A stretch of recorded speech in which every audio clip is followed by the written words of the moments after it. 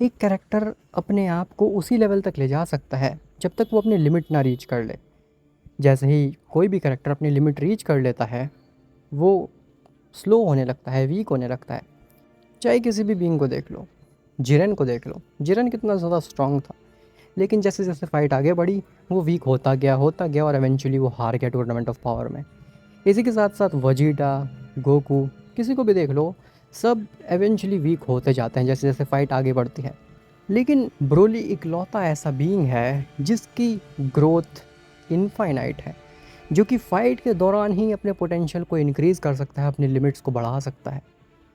तो सोचो, अगर ऐसे बीइंग के पास में जो कि बीच फाइट में ही अडेप्ट कर सकता है चीज़ों को और पावरफुल बना सकता है अपने आप को, उसके पास में सुपर सैयन 10 जैसी फॉर्म आ जाए जो कि अनइमेजिनेबली पावरफुल है ऑलरेडी। और तुमने देख भी रखा होगा ड्रैगन बॉल की ब्रोली सीरीज़ में कि ब्रोली अपनी सुपर सैयन में जाने के बाद में मल्टीपल बीइंग्स को एक साथ हरा सकता था, वो भी जब उसके गले में डिवाइस लगा हो। लेकिन आखिर ड्रैगन बॉल एएफ का ब्रोली कितना ज़्यादा पावरफुल है, ये बात करते हैं। तो अगर ड्रैगन बॉल एएफ का ब्रोली सुपर सैयन 1, 2, 3 या 4 में है, तो वो ईजिली अल्ट्रा इंस्टिंक्ट गोकू और अल्ट्रा ईगो वजीटा के बराबर है। हाँ, केवल सुपर सैयन 4 में रह करके ही वो इतने स्ट्रॉन्गेस्ट बीइंग्स को हरा सकता है। और ये ब्रोली की हाफ वे भी नहीं है, वो सुपर सैयन 10 तक जा सकता है। तो सोचो सुपर सैयन 10 कितनी पावरफुल होगी। खैर, अब अगर बात करें सुपर सैयन 4 के आगे वाली फॉर्म्स जैसे कि सुपर सैयन 5, 6 और 7, तो ब्रोली की वो वाली फॉर्म्स ईजिली बीस्ट गोहान और ब्लैक फ्रीज़ा को डिफीट कर सकती है बिना किसी प्रॉब्लम के। लेकिन इस फॉर्म में जाने के बाद में ब्रोली के पास में एक प्रॉब्लम आती है, वो ये कि ब्रोली अपने ऊपर से कंट्रोल खो देता है और ब्रोली की पूरी बॉडी बर्जर्क चली जाती है। ब्रोली कंट्रोल खो देता है, तो इस फॉर्म में आने के बाद में उसकी पावर्स तो इमेंस हो ही जाती हैं, लेकिन इसी के साथ साथ वो पूरी तरीके से अनहिंज्ड हो जाता है। वो उसे कुछ फ़र्क नहीं पड़ता है उसके सराउंडिंग की कि आखिर उसके सामने कौन है, वो सबको बस ब्रूटली मारने लगता है। और अगर ड्रैगन बॉल एएफ के ब्रोली ने इस चीज़ को मास्टर कर लिया कि वो सुपर सैयन 7, 8 में जाने के बाद में भी बर्जर्क ना हो या फिर कंट्रोल ना खोए अपनी बॉडी से, तो वो ईजिली डिस्ट्रॉयर को भी टक्कर दे सकता है। इसमें कोई बड़ी बात नहीं है। लेकिन अब तुम्हारे दिमाग में सवाल आएगा कि सुपर सैयन 8 में जाने के बावजूद भी वो केवल बीरस को या फिर डिस्ट्रॉयर्स को टक्कर ही दे पा रहा है, क्योंकि सुपर सैयन 4 में रह करके तो वो जिरन को हरा दे रहा था, वजीटा और गोकू अल्ट्रा इंस्टिंक्ट को हरा दे रहा था, तो फिर सुपर सैयन 8 में तो डेफिनेटली उसे डिस्ट्रॉयर को हरा देना चाहिए। वेल, तो ब्रोली ऐसा तभी कर सकता है अगर फाइट ज़्यादा देर तक चले, क्योंकि जैसे जैसे फाइट बढ़ेगी, आगे बढ़ेगी, वैसे वैसे ब्रोली की पावर्स भी बढ़ती जाएंगी और एक पॉइंट के बाद में ब्रोली डिस्ट्रॉयर से भी ज़्यादा पावरफुल हो जाएगा।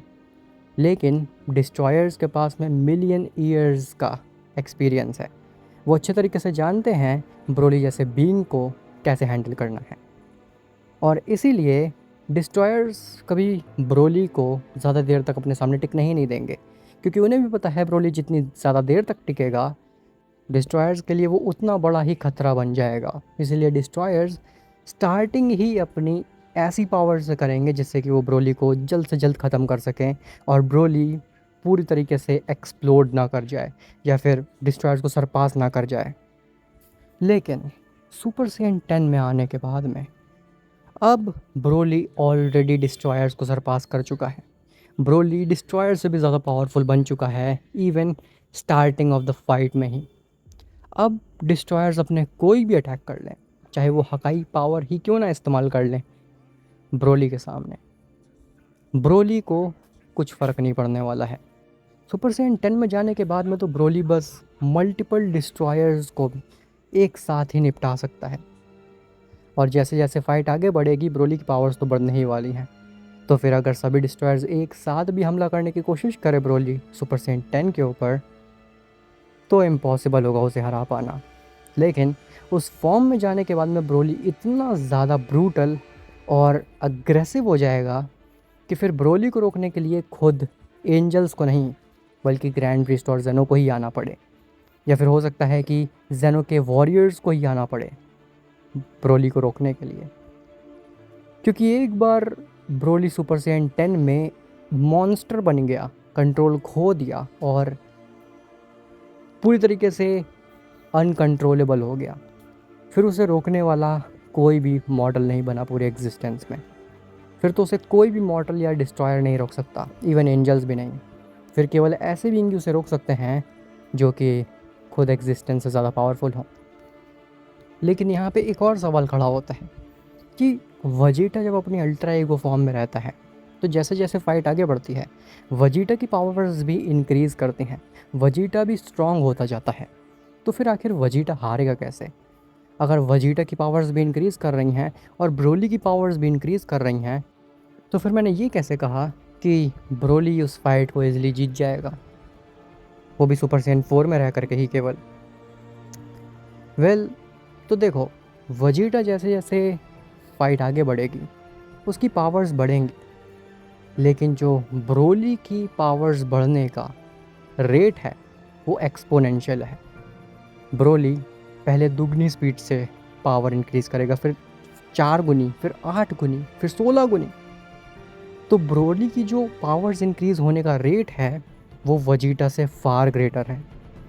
इसी वजह से ब्रोली इतना ज़्यादा पावरफुल हो जाएगा एक पॉइंट के बाद में कि वजीटा कितना पावरफुल हो चुका है ये मैटर ही नहीं करेगा उसके लिए। वो बस अपने एक अटैक में वजीटा को ख़त्म कर देगा।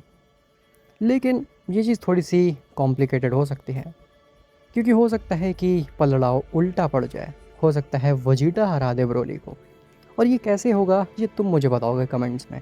और अगर तुम ड्रैगन बॉल आफ्टर फ्यूचर की सुपर सैयन 10 ब्रोली की रियल पावर्स को देखना चाहते हो, जानना चाहते हो कि वो कितना पावरफुल है, तो फिर तुम मेरे सेकंड चैनल पे जा सकते हो। वहाँ पे मैंने ऑलरेडी इसकी वीडियो अपलोड कर रखी है जिसमें कि वजीटा और बीरस ने फाइट किया था सुपर सैयन 10 ब्रोली के अगेंस्ट में, जिसका लिंक मैं कमेंट सेक्शन में डाल दूँगा। और मुझे पता है तुम लोग में से काफ़ी लोग कमेंट करने वाले हैं कि नेक्स्ट सीरीज़ कब आएगी या मूवी कब आएगी।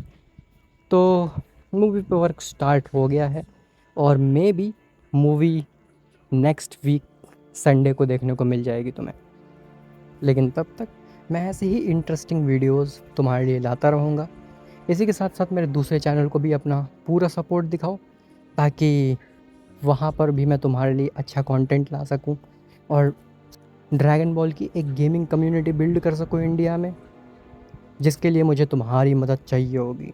और उम्मीद करता हूँ कि तुम मेरी इस चीज़ में हेल्प करोगे, ज़रूर करोगे। खैर, तो मैं मिलता हूँ तुमसे नेक्स्ट वीडियो में, तब तक के लिए बाय बाय।